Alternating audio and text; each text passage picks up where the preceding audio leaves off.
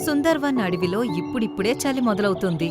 సాయంత్రం పూట దట్టమైన మంచు పడింది. మింకీ పిచ్చుక చలికి వణుకుతూ తన గూటికి తిరిగి వచ్చింది. అయ్యో భగవంతుడా, ఇంకా జనవరి నెల కూడా రానేలేదు.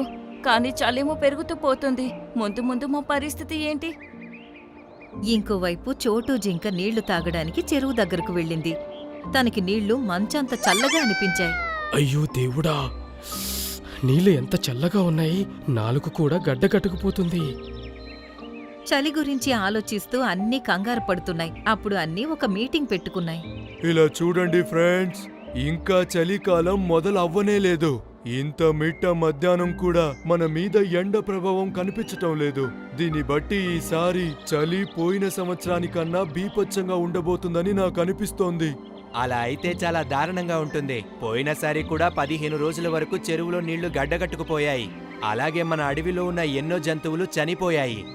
అవన్నీ దాని గురించి అలా మాట్లాడుకుంటూ ఉండగా అప్పుడే పైనుంచి ఒక వల వచ్చి అవిటి కొంగ పైన పడింది.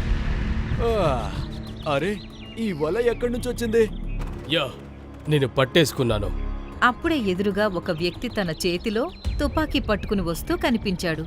పారిపోండి, చూస్తుంటే ఇతను వేటగాడిలా ఉన్నాడు. అతన్ని చూసి జంతువులన్నీ అటూ ఇటూ పారిపోయాయి.